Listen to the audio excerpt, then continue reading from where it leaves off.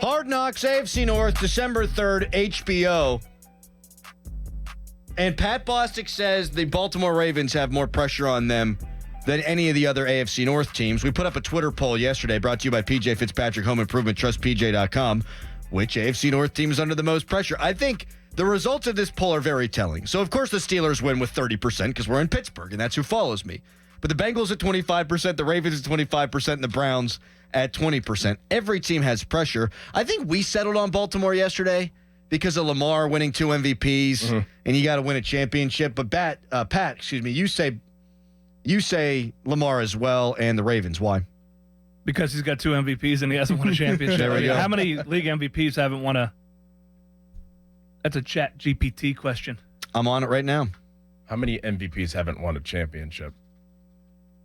The thing with me... Listen to the feverish typing. The thing with me is that they're going all in with Derrick Henry. They're like, okay, like we were so close last year. What's that missing piece? They're like, we're going to get Derrick Henry.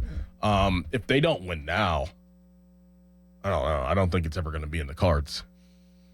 Pressure's a lot for them. Yeah, Yes. I mean, you have arguably the most dynamic player in the National Football League in terms of just the ways he can beat you. He's won 2 league MVPs. Your defense has been solid for 30 years.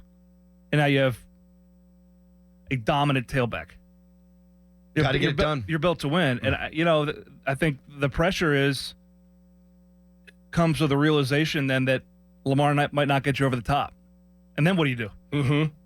Or do you say that coach isn't getting you there again? Or Harbaugh. Yeah. Well, they're both getting paid. I don't know that Harbaugh's going anywhere. It's like the kind of Tomlin thing. A couple of years ago, he was on the hot seat. I would agree.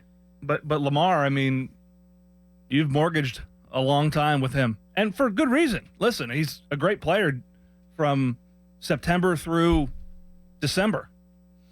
8 players in the NBA. This is where I've landed so far. I need to find the NFL. 8 players who won MVPs didn't win any championships in their career. So you got Steve Nash, Karl Malone, Joel Embiid, James Harden, Derrick Rose, Russell Westbrook, Allen Iverson, and Charles Barkley.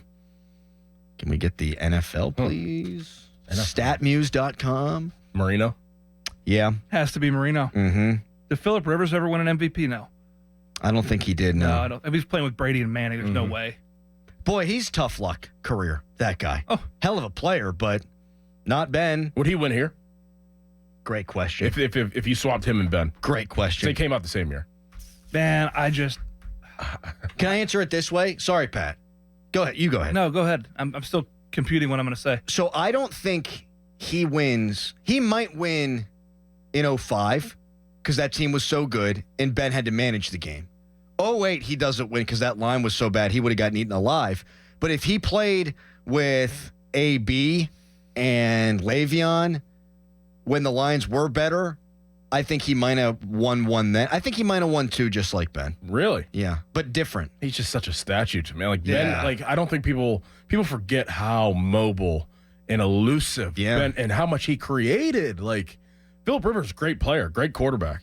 He was like praying mantis one time we were running off the field after a game after I played him. He was like 6'8", and he was like, "Dadgummit," and was running with his arms like this. Praying mantis. It looked like I was like, "Look at that praying mantis." Not an athlete. I mean, he was an athlete. He was an NFL, but like Dadgummit. yeah, like I was kind of taken back. I'll never forget that moment. It was one of those like, what the hell am I looking at right now? It was like a man mantis. He just wasn't like. I think we forget how much Ben created though. And I don't know if he would have been able to do that, especially with a guy like Antonio Brown who fed off of the creation of Ben. You know what? That's a really good counter argument to mine. I think 2005 he could have done it. I think he probably would have done it. 2008, no shot. 2010, probably not. He did not move, and Ben was getting sacked 55 times a year. Well, how many?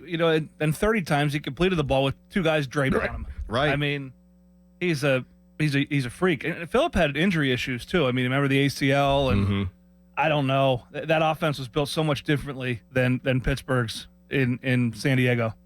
It's hard to compare. It's hard to swap them. Those teams were really good too. I mean, really good. Yeah. Gates and LT, LT.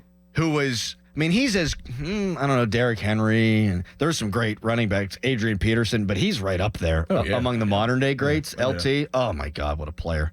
Anyway, what were we talking about? Pressure on the Baltimore Ravens. The idea of Lamar Jackson handing the ball to Derrick Henry in that mesh point in the backfield, and you go, it's either this super freak athletic or this guy who's going to run over me and my entire family. Oh my God. And I don't think he might have slowed down a tad. Henry? Derrick Henry. But he's gotten bigger. And you think about the last game of the season to help get the Steelers into the playoffs, where he was unbelievably good. Like, I don't think he's going to go to Baltimore and he not be a 1,500-yard rusher if he stays healthy. That's what they want to do. Yeah. That's kind of their MO. Now, like you said, like I thought about it a bunch of times. Like, you pack the box and, Derrick Henry, if Lamar pulls it, if he hands it off, like, and then he pulls it and throws, or he pulls it and runs, like, I just don't. I would be, if I was a D coordinator, just spitting. How am I going to stop that? How are you going to stop it? You score a bunch of points. Yeah. Get up on him. Make him throw it. It's still crazy to me how much success the Steelers have had against that guy, because the rest of the league got no answers. I mean, come playoff time, they've had obviously their struggles, and that's why there is pressure on him. But during the regular season, he's winning 70% of the games. Like, he's unstoppable. And then the Pittsburgh Steelers have oddly had his number. And then he's been hurt for a couple of games. Do the Bengals have pressure? Joe Burrow being hurt last year, coming back. I think so. I think there's pressure. I don't think it'll be a toss-up between Taylor and Stefanski, who's more on the hot seat. I would say probably Taylor, because he's got what everyone thought was going to be the next great quarterback in the National Football League, and Burrow really hasn't been that consistently. I mean, since 21, he's been a combination of injured and getting just absolutely sacked through the ground. And there, you start to wonder if you're missing a window, right? Tyler Boyd's gone. They brought T. Higgins back. I mean, you got Jamar Chase. You've got this powerful offense. You can't stop anybody. And you try to fortify the offensive line. You're in danger of hitting the reset button at the head coach position. And I'm not sure where they are from a cap standpoint, but they're flirting with missing an opportunity to revive and resuscitate a franchise that used to be pretty darn competitive for on a year in, year out basis in the AFC North with Carson Palmer and the rest of them. Like the Bills. Same kind of situation. It's the same thing. I mean, you've got a coach that's growing, the fans are growing weary of. Now, difference with Allen and Burrow is that Allen's been largely available, but you've got this generational talent at quarterback. He's been getting absolutely murdered.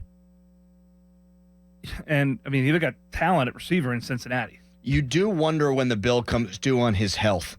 Like, Cam Newton was an NFL MVP, and his body one day he just stopped being good. He was great, and then one day just stopped being good. That's the guy that I would liken him to, just with the body blows and the way that he runs. There's another MVP that didn't win. There is, and now I have a list of NFL MVPs. We're not going to go back all the way, but so Steve McNair, 2003 MVP. Yep, didn't win a Super Bowl. Sean Alexander didn't win a Super Bowl. LaDainian Tomlinson didn't win a Super Bowl. Adrian Peterson did not win a Super Bowl.